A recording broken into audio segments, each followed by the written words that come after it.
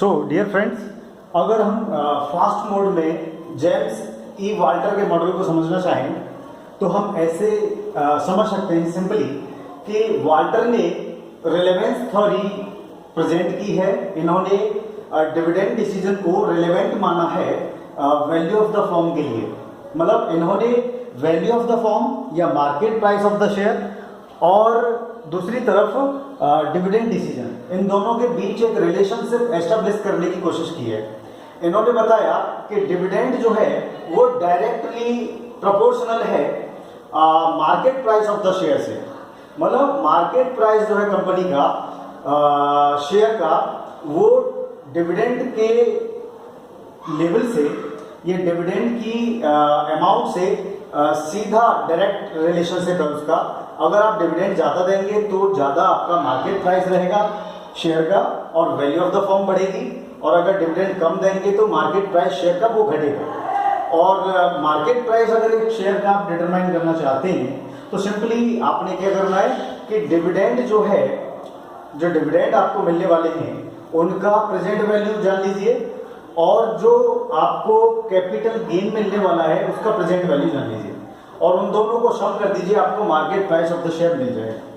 ठीक है, तो यहाँ फॉर्मूले को आप थोड़ा सा और गौर से देखें तो P क्या है, market price of the share, D dividend per share, KE क्या है, cost of capital, cost of equity, R क्या है आपका internal rate of return, company क्या रेट अर्न कर रही है ना, और E क्या है earning per share, D dividend per share. ठीक है, तो डिविडेंड और मार्केट प्राइस जो है शेयर का, उसमें डायरेक्ट रिलेशनशिप है, पहली चीज। दूसरी चीज कि आप जो है अगर कंपनी का जो रेट ऑफ रिटर्न है या इंटरनल रेट ऑफ रिटर्न है, जो रेट कंपनी अर्न कर रही है, उसके बीच और कंपनी की कॉस्ट ऑफ कैपिटल जो है उसके बीच अगर रिलेशनशिप देखें, इसको भी इन्होंने क्लियरली यहां समझाया है। इन्होंने कहा कि अगर कंपनी का इंटरनल रेट ऑफ रिटर्न जो वो अर्न कर रही है अगर ग्रेटर है, बड़ा है कंपनी की कॉस्ट ऑफ कैपिटल से जो उसको पे करनी पड़ रही है, अगर internal rate of return is greater than cost of capital, the firm is considered to be the growth firm. Growth firm means वो आप बेहतर है, आप ग्रो कर रहे हैं तो आप अपनी डिविडेंड्स को या कहें अर्निंग्स को डिविडेंड के रूप में बांटने के बजाय रिटेन करके चलो और ग्रोथ में लगाओ।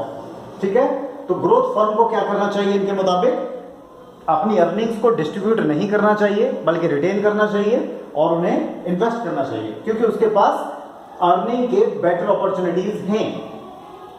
The rate of return is greater then the cost of capital.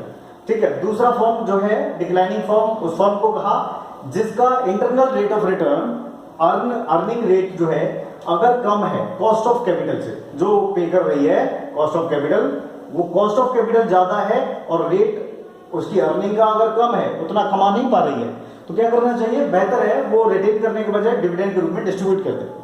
ठीक है, तीसरा इन्होंने फॉर्म बताया इंटरनल रेट ऑफ रिटर्न जिसका बराबर है कॉस्ट ऑफ कैपिटल के। ऐसी फर्म को इन्होंने नॉर्मल फर्म कहा, और ऐसी फर्म की केस में जो इन्वेस्टर्स हैं वो इरेलेवेंट होते हैं, कोई फर्क उन पे नहीं पड़ता, कंपनी अगर चाहे रिटेन कर ले या कंपनी डिस्ट्रीब्यूट कर दे, दोनों बात उनके लिए सेम है।